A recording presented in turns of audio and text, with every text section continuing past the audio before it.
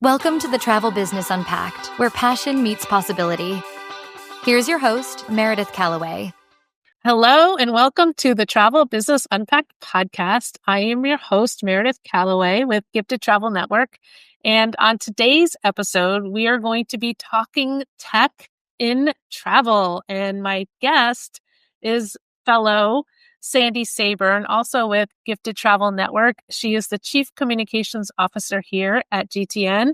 And whenever we have a conversation about tech come up in the office, Sandy is the expert, the resident expert that we go to. It is definitely a passion, but it's also a very powerful tool that travel advisors have been leaning into more and more.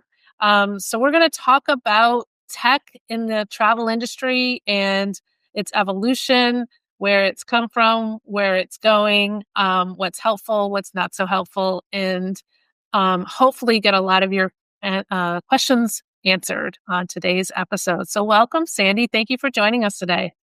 Thanks, Meredith. I'm happy to be here. So let's go ahead and start with, can you give us a framework of the, technology in the travel industry? What makes it so complicated to offer new technology tools and really maximize the use of technology as a travel advisor? Sure. So the travel industry is really interesting from a technology standpoint because the travel industry was actually one of the first industries to have technology, to have computers, to be computerized. And that was the GDS systems, global distribution systems that were used to book airline tickets. And it was just totally new, innovative, incredible, amazing technology. But that was a long, long time ago. And for the longest time, the travel industry just sort of felt like, all right, I'm done. We've got this. We don't need anything else. And they used the GDS system for everything to the extent that anytime somebody came along and tried to introduce something new, many travel advisors and travel agency owners back then, who primarily were brick and mortar travel agencies, would just say, nope, don't need that. We're good. We're not interested in anything else. So for many years, there were no real developers or IT people who were looking at our industry to say, hey, let's develop something for travel advisors.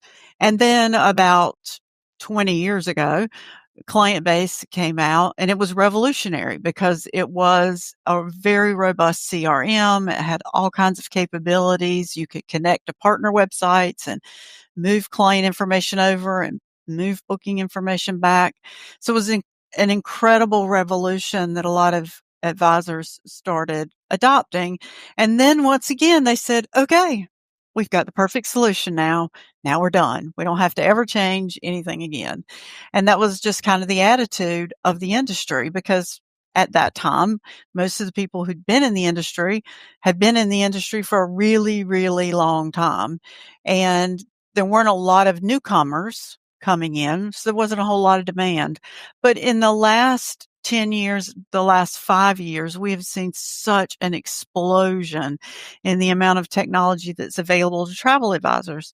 Meanwhile, on the other side, you still had all these online travel agencies or OTAs who were creating all kinds of robust booking tools and things to make it really easy for the consumer to book online. Yes, and to book online, but the travel agency side just did not keep up.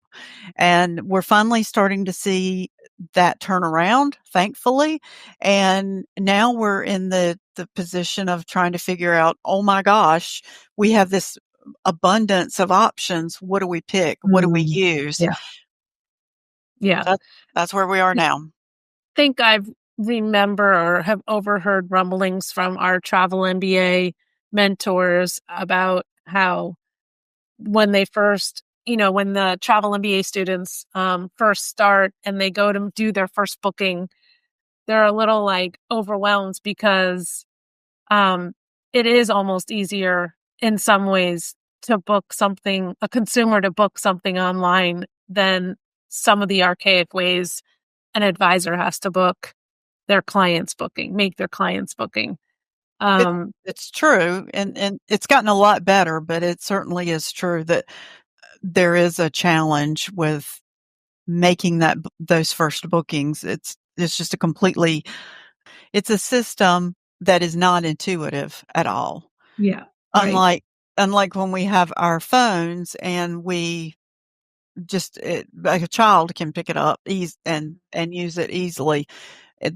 The systems we're using are not that way. Right.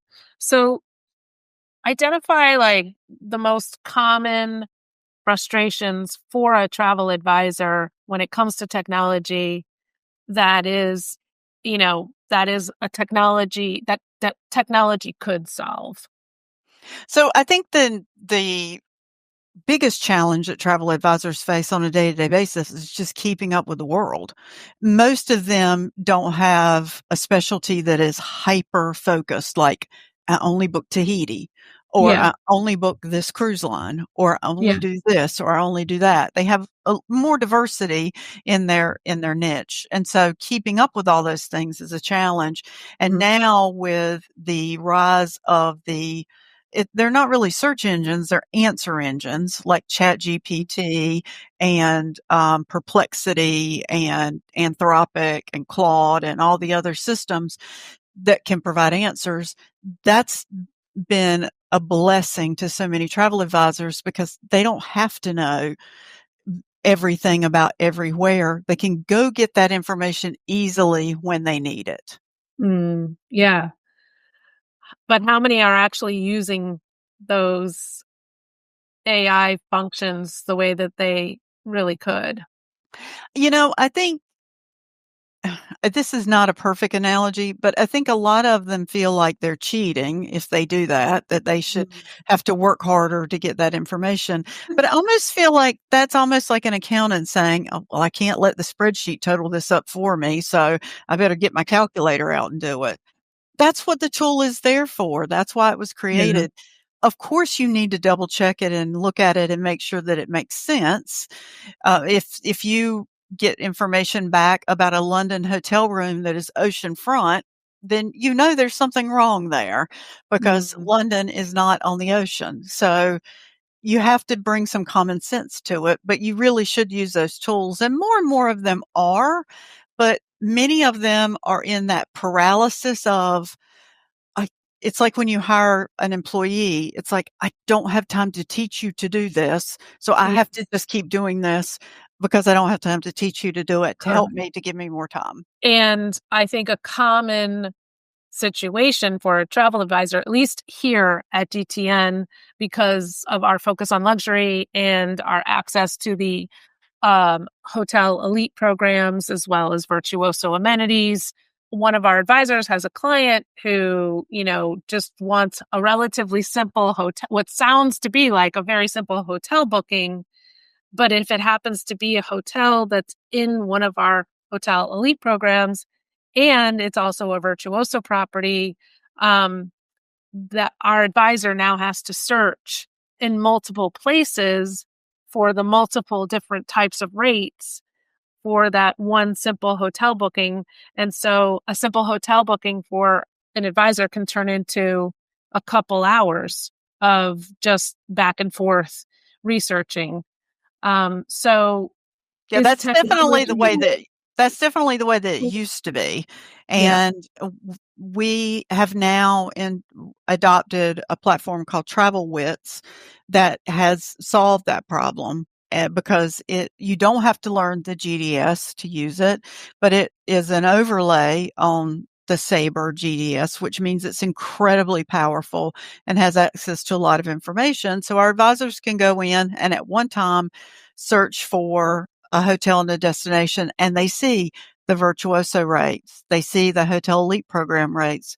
They see the rates that are available to the public, and they see all the benefits associated with each of those rates. And they can just make a few clicks and put that into a document that is sent to the client. When the client opens it up to look at the options, they will see up to the minute rates. So if the client waits 3 days to click on the link that the advisor sent, it's not a problem because that's been updated. So they are able to see accurate, up-to-date information with pictures and all kinds of things that make the advisor look great, gives the client the information they need without having to go to search engine after search engine or booking engine after booking engine to get what they need. So I remember someone telling me about a term that I think sounds like a very cool term, and that is tech stacking for the travel advisor. And I've heard that you are the expert at, or you have an opinion at least. I have an opinion on everything.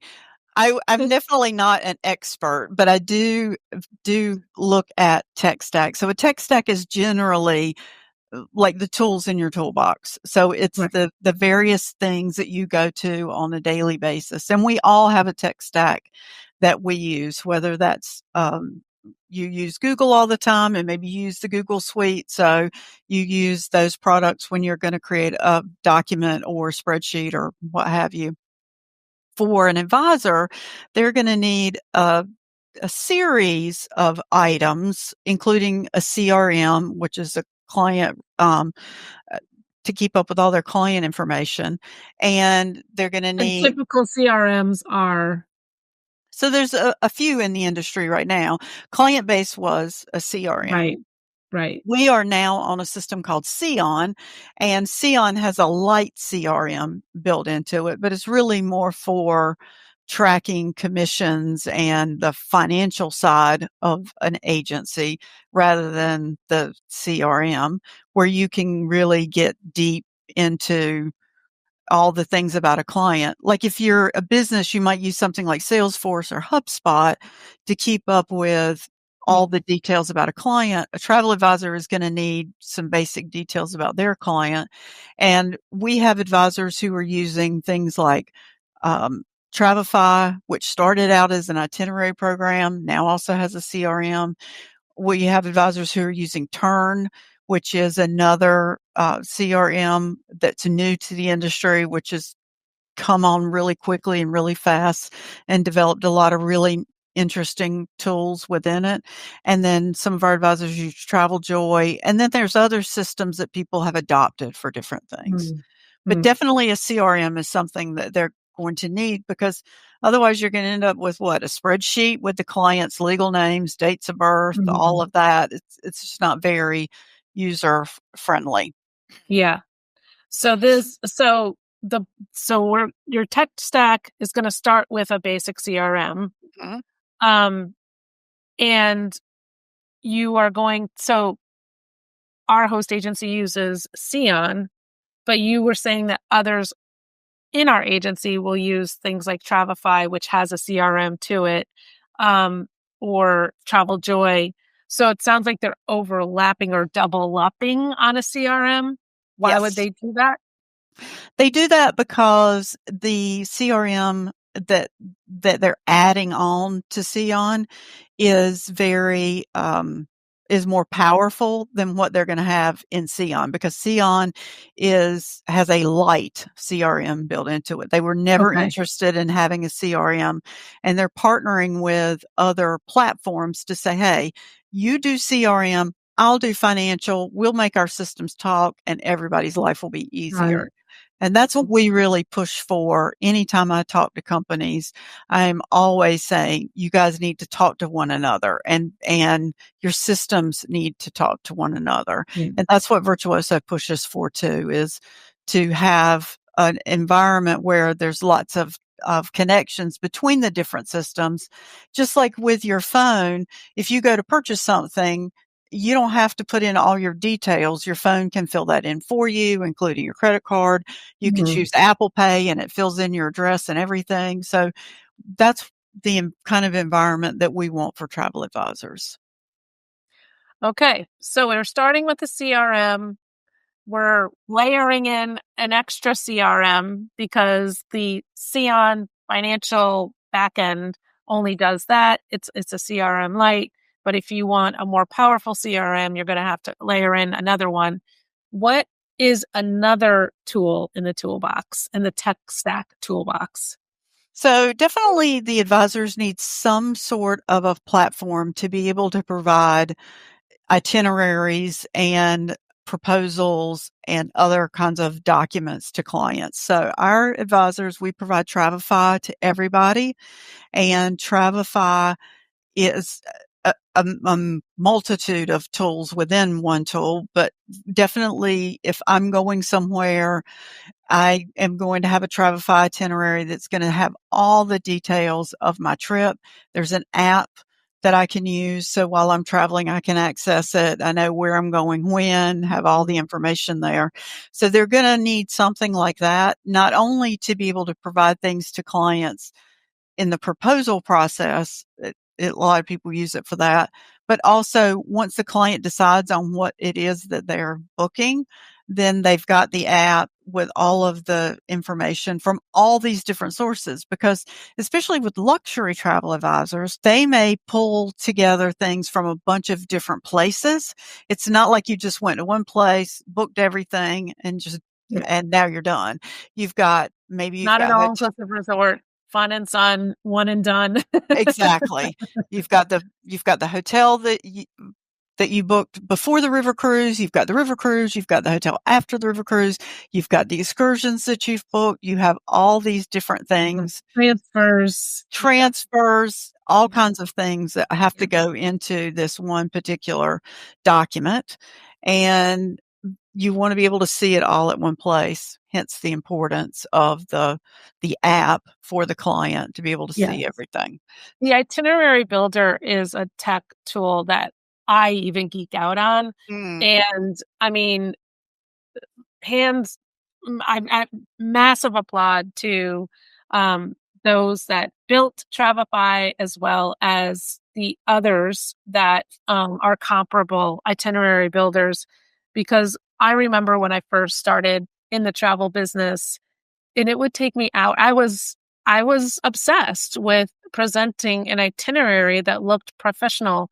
I did not want to take the quote that I got sent to me from the partner and just turn around and send it to my client. I wanted to personalize it. I wanted to make it look cleaner, better, more exciting, lots of pictures, not just some boring text in an email.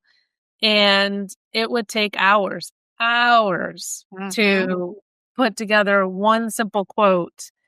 And, the people at Travify, what they have done. And so talk a little bit about like how powerful they are and how enhanced they are already. Like you don't have to start from scratch when Right. you use an itinerary builder. And for some of our advisors, some of the people that they work with, the destination management companies or the on-sites, depending on what you call them, who specialize in a particular destination, will send them a Travify, or Access is another one a lot of people use. They will send them an itinerary for their clients, and Already in the already itinerary in builder. that Yeah. platform. So what a lot of these companies like Travify is doing this, Turn is doing this, is they're using AI to break apart that document that you got from that partner and put the pieces where they need to be in a new itinerary. And then you take the pieces from the thing you got from the other destination management company, they break those apart, put them in the right places to make your life a lot faster. So they're incorporating AI to help speed up the process significantly. It's really amazing to see it work. And of course, like anything, it's not 100% perfect. Sometimes it's like, that really doesn't go there. We got to move that over here, but it's a click and drag, and you don't have to spend hours anymore.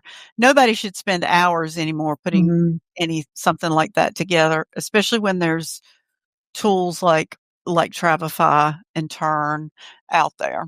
Yeah. And from a personal experience, I when I travel with my family and it's an extended family, I have been putting our itineraries in Travify because of the user end experience where you can share that itinerary with everybody in the itinerary.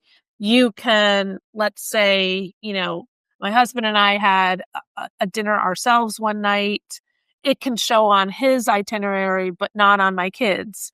It's really robust and very, very cool. And it is a little bit of a game changer when you are traveling with a group, and you're kind of the organizer of it. So, I can see how life-changing it is for advisors and their clients, and how much the clients, hopefully, at least the ones that are technology embracing in technology, love the Travify or Access, or what was the other one? Turn those technologies, because they really do. And the other thing that I think is really remarkable is, I believe this is true, that they, at least I know for sure with Travify, it already comes loaded with thousands and thousands of properties, hotels.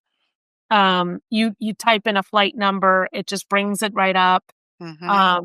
And so you don't have to get the information correct. Right. It's already smart enough to have a massive, massive database that it's pulling from to load the segments of the itinerary. And with the air too, Travify will notify you if your flight changes. It will notify you about that. If you've loaded that flight information into the app, it tracks that. So if the airline delays your flight by an hour, you'll get a notification from Travify often before you get it from the airline. Wow. Yeah. Yeah, that's great. That's fantastic. Not that the airlines ever change flights, but should that ever happen, it would be. Yeah. It would be there. And they give the opportunity to personalize it, white label the itinerary, so that every one of your clients that has a Travify or Access itinerary that you've given them, if you put your logo on it, it has your branding on it. So it's clear that you have arranged this, and it's clear who to contact if there's a problem at any point in the itinerary. So it's just incredibly powerful form of communication and platform to be servicing your clients from. Okay. Is there anything else? So we didn't touch on that. That's like my favorite one of all the tech stack, is the itinerary builder. I just think it's so fun. It is fun. I think you can pull in reviews of properties. So if you're not sending a final itinerary, you're just sending a quote, and you're trying to give the client more information on two different properties that you're comparing, you can actually pull in expert reviews. You can actually say on the itinerary, it's a quote, it's not final. So that it's, communicating wise, it's clear what the client's looking at. Yeah, I just think they're amazing. They are amazing. And they really, really are. They've certainly made life a lot easier for travel advisors and for travelers, because everything's in one place. I remember the days when you had to print everything out, and you had a folder with all the confirmations printed and all the details. And now none of that is needed, because it's all in an app on your phone. And they make the apps easy enough that no matter the level of a person's how tech savvy they are, they will be able to use that app and get what they need from it.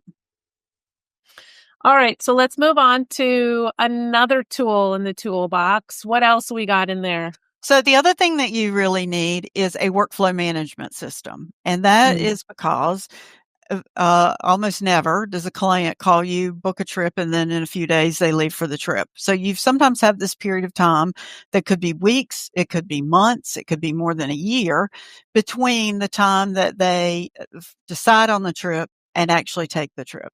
And a workflow management tool will give you lots of ways to communicate with the client and provide information to them, not just after they've booked. It starts before that, but giving them, you can automate certain sequences to keep in touch with the client so that they remember you. You can automate certain forms or things that they need to fill out. So if there's visas required for their destination, you don't want to send that to them a year ahead of time because it could change. You want to send it closer to travel, but in sufficient time for them to be able to take the steps they need to get the visa handled, and just keep them excited about the trip. You can send packing lists. You could send, if they're traveling with kids, a lot of our advisors have things specifically for the kids, whether it's a scavenger hunt or if it's younger children, maybe they send them coloring pages related to the destination. So there's lots of things that you can do. And this workflow management means that you don't have to sit down at your computer, pull up Outlook, type in the person's email, find it, pull in the document you want, send it to them. These things can be automated, or at least they can remind you of the different things that need to happen. And a lot of our advisors use TravelJoy for that. Turn is also a workflow management. Travelify is building a lot more workflow management tools into what they do. So everybody is sort of creating an awareness of the need to provide this to very busy travel advisors.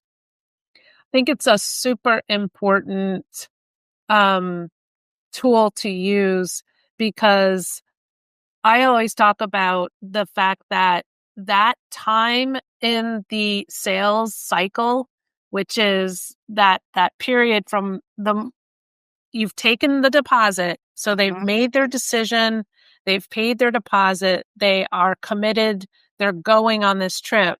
So between that time and the time that they actually travel is a travel advisor's greatest opportunity to demonstrate value over an online booking engine. Absolutely. And so we recommend at Gifted Travel Network that our advisors really, hit a grand slam in this cycle, this phase of the sales cycle, because, you don't always have, when it comes to pricing and, if someone's competing on price, then most likely you will lose the client to an online booking engine. But if you're competing on service, you got to show up here. Absolutely. Yes, you definitely have to show up, and having some sort of a system that provides an automated or at least a reminder system to handle these sorts of things just makes your life infinitely easier. And a lot of advisors who have bigger organizations will have a client care manager who's overseeing all these kinds of things. But having that system in place is just really critical, because you can't do it effectively without it unless you only have 3 clients. Yeah. I remember when I was, the 10 years that I was selling travel myself, we did obviously a lot of Africa. The business was called Hills of Africa Travel. And we had, before these existed, we had created a whole email sequence that we would start sending from the moment we took deposit to the moment they traveled. And so that we were kind of touching them at least once a month with something that was going to get them excited, but also help prepare them for their trip, especially like someplace like Africa, you need a lot of prep. And there's a lot of things that you don't know about. You don't know, what do you wear on safari, or what about luggage? You can't, if you're going What about on vaccines or injections that you might have to have? Exactly. So, and throwing all of that information at once at a client was very, very overwhelming. So we would break it up into little, bite-sized snacks of information. And those bite-sized snacks are exciting. I mean, listen, what's more fun to talk about than a vacation? Nothing. And so if you get you're going through your day-to-day business, and then suddenly I see in my email, oh, look, Meredith is sending me something about our upcoming safari. I'm Yeah. excited again about the trip, and I can't wait to read it. And as you said, I am once again impressed. I'm so glad I went and worked with Meredith on this, because Exactly. she knows exactly what I need to do, what I need to handle. She's looking Mm-hmm. out for me, and Mm-hmm. and every travel advisor wants that. It's just the practicality of making it happen that is a problem for Mm-hmm. some people. And that's why leaning into these tech Yeah. stacks is so important. And if you're going to be leaning into luxury, which we do here at Gifted Travel Network, again, using this type of technology to really layer in that extra level of service where the client feels like I am being treated like a VIP, Mhm. I am being coddled. I am being, kind of escorted seamlessly through this process. So that I can just relax and enjoy the thought of this trip that's coming up and not stress about what I haven't done yet or what I don't know about that I need to figure out and go research. You're just kind of hand delivering it to them and you're using technology to automate that so you're not burning yourself out. So let's talk budgeting. Mhm. So if I'm a travel advisor and or I'm considering becoming a travel advisor, help me wrap my head around like what should I be budgeting for these kind of things? Because I'm guessing they all have some kind of a monthly subscription. Yeah, most technology that's coming out today does have a monthly subscription. In the old days, you didn't, because everything was underwritten initially by the airlines, owned all the GDS systems, so they paid for everything. So you didn't have to pay for those systems. You have to pay for them now.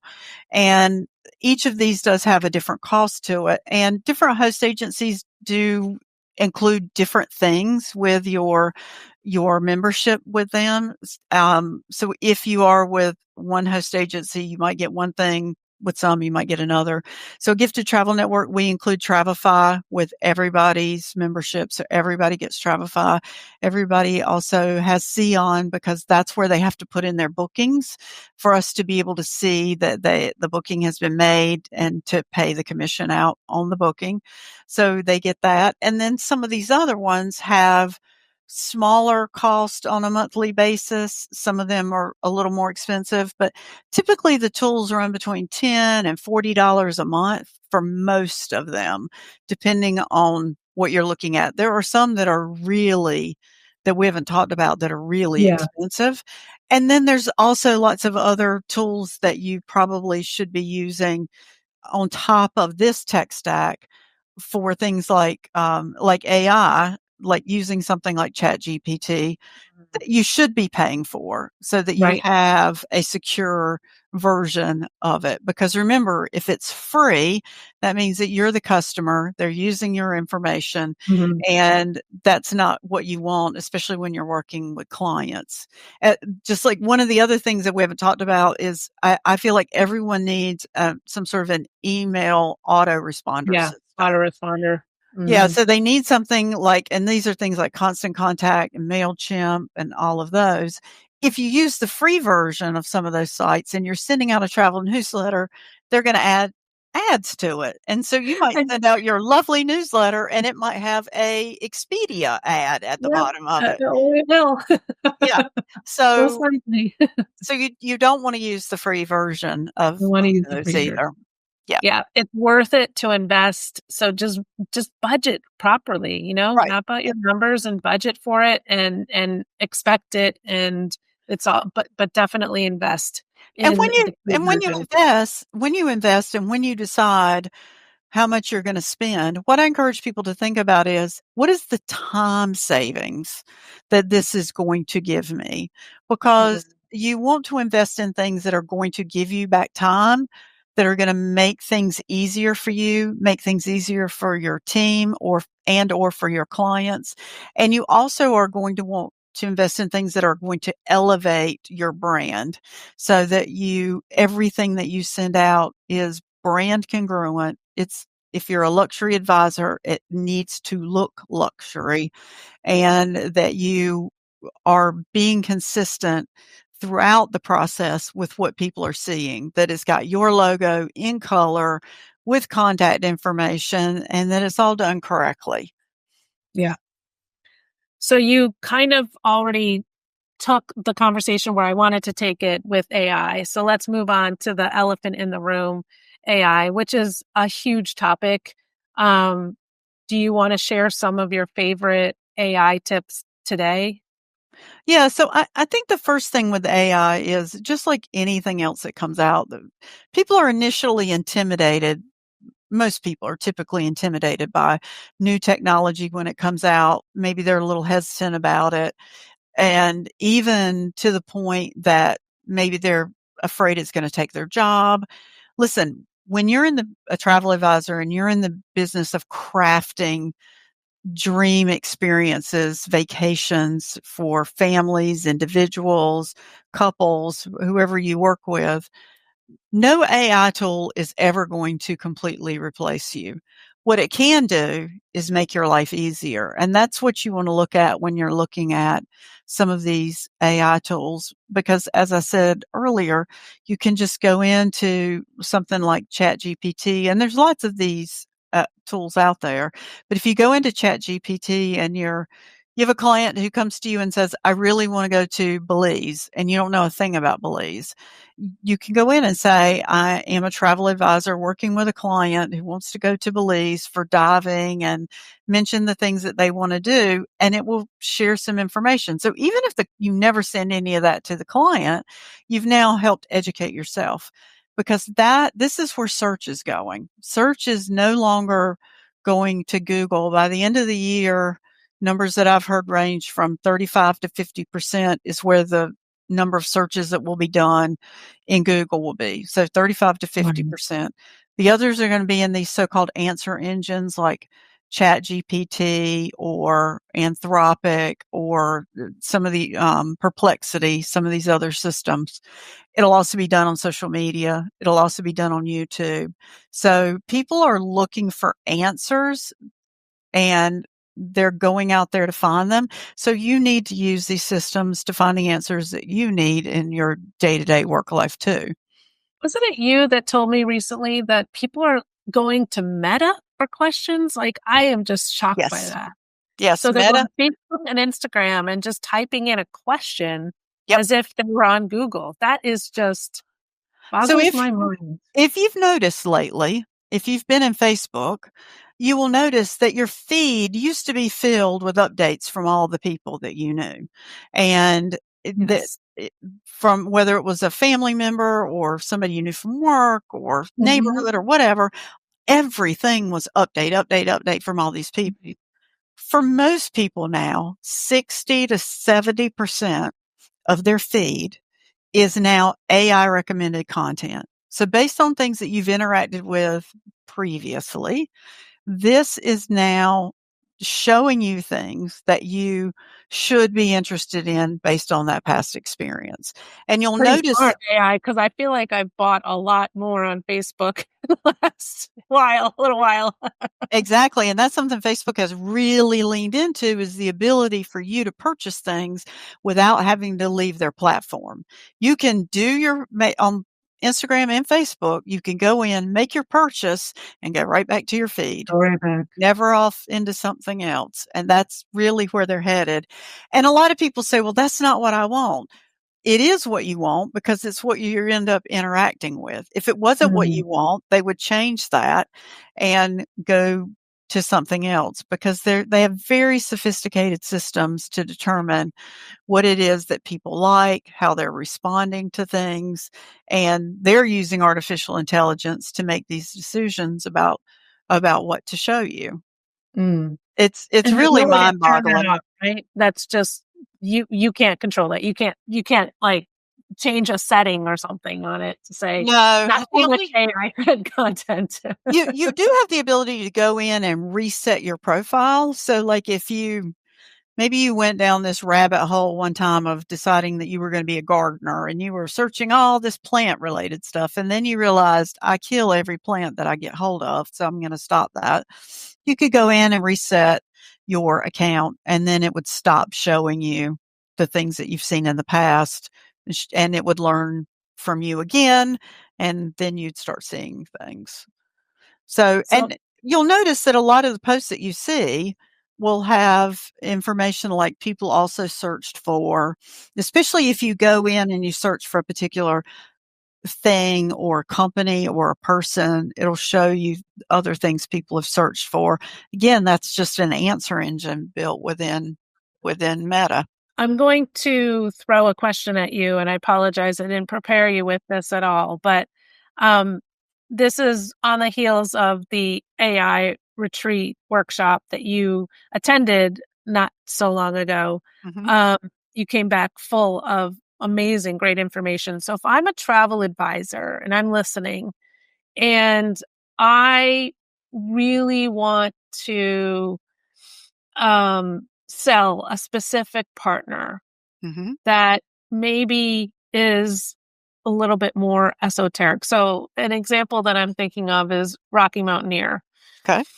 And I'm asking because one of our advisors in the network has very high search engine rankings, organic, because she wanted to sell it. And so she just started blogging about it. And lo and behold, I mean, she posted a couple of articles, so that's all she had to do, and she still ranks high, and she still sells a bunch of them. So let's say there's somebody that's like, that's an interesting tactic. How would you, knowing what you know now, how would you use this new dynamic in search engine or answer engine optimization? So the first thing that I would do is probably go to a website called keywordspeopleuse.com and look at some of the keywords that people use searching for that they end up finding Rocky Mountaineer. Mm-hmm. And it will show you a whole tree of things related to what people search for.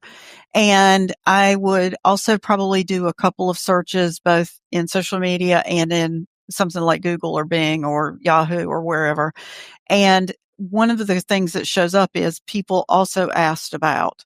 Right. And I would go through and I would write articles that speak to each of those things. And within those articles, I would say, as an expert on rail vacations like Rocky Mountaineer, and I would refer to myself as an expert in that way. And by doing that and then posting that on my website, dividing it up and posting it in different places on bits of and pieces of it could be posted on Facebook, Instagram, LinkedIn with the appropriate images, and maybe even putting something about it on YouTube and putting it in all those different places and referring again to myself as an expert. That's how you get known to be an expert, because it all used to be about search engine optimization, SEO. Now it's about answer engine optimization, AEO. So you have to do both, but putting the content out there, which is, it's kind of unfair, but it's the way it works, is I can just say I'm an expert in something and I just write articles and I put them out there and say, I'm an expert and this is why you need to talk to me. And that's how you end up at the top of the rankings. That's amazing. So it's just becoming, it's, I talked about this years ago about how social media and digital media has leveled the playing field for solo entrepreneurs. You no longer had to buy a $30,000 advertisement in a well-known magazine to get known about your services. And, if you're a solo entrepreneur, you don't have that kind of a budget. So, you could just go and establish a presence in certain social media channels. But now it's even with AI and with the changingness of where people are searching, you've got to be on top of it for sure. Mm-hmm. But it's exciting because it's actually within reach, especially if you can identify some like super niches, right. And all of this is because the platforms, whether it's Meta or LinkedIn or YouTube or any of the rest of them, value creators more than anything. It's not about being an influencer. It's about being a creator and creating content and getting that content out there. And so when you're creating content, they're rewarding you by having views of what it is that you are creating. But the other side of that is you do have to keep up with what it is that they're wanting, what's changing, what's out there. And you have to engage with your audience. You can't just put stuff out there and say, okay, I'm done. Now I'll wait on my phone to ring, the emails to come in, whatever. You have to, when people ask questions on your posts, you have to answer them and be engaged with them. But it is a completely different world now with the kinds of things that you do to make yourself an expert. And because content is king and creators are king, having a niche is a real benefit to people now, because nobody's just going to search for cruise. Yeah. They're going to search for a very specific, I want a luxury Mediterranean cruise that includes Croatia, something very, very specific. Right. And that's what's being rewarded. So you really have to niche down and focus on something. I love niching. I know. I do too. I think it's really important because it sets you apart from the crowd. It does. It's what sets you apart. Exactly. Okay. So one last question and then my fun closing question. Okay. What other tech tips do you have that you love sharing, or example of technology seeing a massive difference thanks to the technology? I think the number one technology tip I always have for people is don't look at a piece of technology, a platform, a website, whatever, and say, how can I use that? Think about what you do on a day-to-day basis and think, this takes me forever. This is painful. This is hard, whatever. And then ask your community. Hopefully everybody who's listening to this is involved in some sort of a community. At GTM, we have an amazing community. And if you went out to our community and to their private forum and said, hey, it takes me forever to put together an itinerary. There must be a better way. You're going to get responses and you're going to get insight and you're going to get information. So instead of focusing on the piece of technology and figuring out how to use it, focus on what you're doing and how you can make it easier. I think that's what's most important. And I could list 1,000 different things that are new and exciting and fun to come up with. But if you don't really have a need for it, there's no need to even learn about it. It's nice to just have an awareness, but you don't need it. Yeah. It's amazing how simple AI is making it for us. I mean, just the answers are right there. Right. And we've been using AI for a long time. When you type on your phone and you're typing and it suggests a word, because it's anticipating, that's AI. So when people say, I don't use AI, well, if you use a smartphone, you're using AI. I still know some people who aren't even using a smartphone. Well, that is true. There are those people out there. All right. So my favorite question to close with, I'm usually asking a travel advisor this question, but you are in the travel industry and you are living the entrepreneurial success path, which is you have, freedom, fulfillment, and financial satisfaction in your life, I believe, thanks to you being in the travel industry. So what is your favorite pinch me, oh my God, I can't believe I get to do this moment that you've had while working in the travel industry? That's a really good question because I've had a lot of really great opportunities of different places that I've been able to go. And, last year I represented Gifted Travel Network at Virtuoso. symposium, which was in Dubai. And that was just a really cool experience to get to go there and be at Atlantis the Royal and experience that. So I've had so many, but I think the one that hasn't happened yet that will be really cool is I was able to put together a river cruise trip and extra time in Amsterdam, extra time in Switzerland on either end, using our preferred partners. And my sister and brother-in-law are going on a trip with my husband and myself in just a couple of weeks, and it will be their first time to Europe. And my sister loves to look